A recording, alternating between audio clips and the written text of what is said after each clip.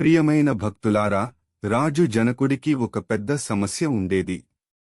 మిథిలా నగరాన్ని పాలించే ఆ మహారాజుకి శివధనుస్సును ఎక్కుపెట్టిన వాడికే తన ముద్దుల కూతురు సీతాదేవిని ఇచ్చి పెళ్లి చేయాలని ఒక ప్రతిజ్ఞ ఉండేది.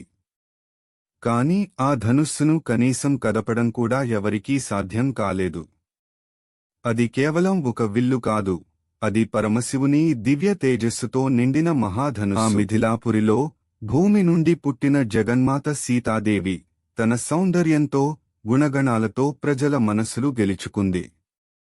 ఆమె పవిత్రత, సౌశీల్యం, వినయం ఆమెను మరింత అద్భుతంగా చూపాయి.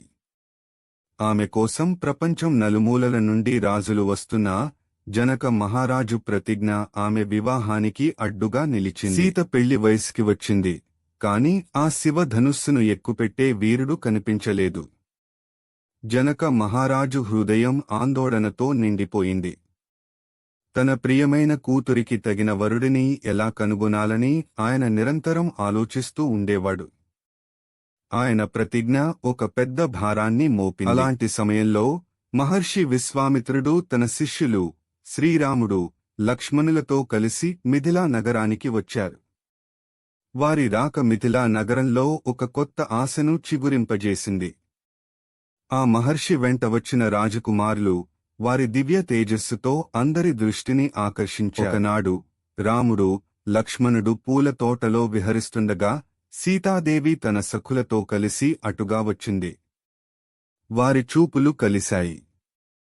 అది కేవలం ఒక చూపు కాదు, రెండు దివ్య ఆత్మల కలయిక. వారి హృదయాలలో తెలియని అనుభూతి, భవిష్యత్తుకు శుభసూచకం. స్వయంవరం రోజు రానే వచ్చింది. దేశదేశాల నుండి వచ్చిన రాజులు, యువరాజులు సభామండపంలో నిండిపోయారు. ప్రతి ఒక్కరి కళ్లలో సీతను పొందాలనే ఆశ, శివధనుస్సును ఎక్కుపెట్టాలనే పట్టుదల. సభ అంతా నిశ్శబ్దంగా, ఉత్కంఠగా నిండిపోయింది. మహామహులు, బలవంతులు, వీరులైన రాజులు ఒక్కొక్కరుగా ముందుకు వచ్చారు. కాని శివధనుస్సును కనీసం కదపలేకపోయారు. కొందరు దాన్ని తాకడానికి ప్రయత్నించి అవమానంతో తలదించుకున్నారు. ఆ మహామండపం నిరాశ, నిట్టూర్పులతో నిండిపోయింది. ఈ దృశ్యం చూసి జనక మహారాజు గుండె బరువెక్కింది. ఈ భూమిపై వీరుడే లేడా? నా కూతురుకి తగిన వరుడు దొరకడా అని దుఃఖంతో పలికాడు. ఆయన ఆవేదన సభలో ఉన్న ప్రతి ఒక్కరినీ కదిలించింది. అప్పుడు మహర్షి విశ్వామిత్రుడు రాముడి వైపు చూసి, రామా, లేచి శివధనుస్సును ఎక్కుపెట్టు అని ఆజ్ఞాపించాడు. గురువు మాట వినగానే రాముడు వినయంగా నమస్కరించి ధనుస్సు వైపు అడుగులు వేశాడు. అందరి కళ్ళు రాముడిపై నిలిచాయి. రాముడు నెమ్మదిగా, స్థిరంగా, నిండు ఆత్మవిశ్వాసంతో శివధనుస్సు వైపు నడిచాడు. ఆయన ముఖంలో ఎలాంటి ఆందోళన లేదు, కేవలం ప్రశాంతత, దివ్యత్వం. సభలో అంతా ఊపిరి బిగబట్టి చూస్తున్నారు. ఇది కేవలం ఒక విల్లు కాదు, ఒక యుగానికి ఆరంభం. రాముడు శివధనుస్సు దగ్గరకు చేరుకుని సునాయాసంగా, అలవోకగా దాన్ని పైకి ఎత్తాడు. ఇంతకాలం ఎవ్వరూ కదపలేని ఆ మహాధనుస్సు రాముడి చేతిలో ఒక చిన్న బొమ్మలా పైకి లేచింది.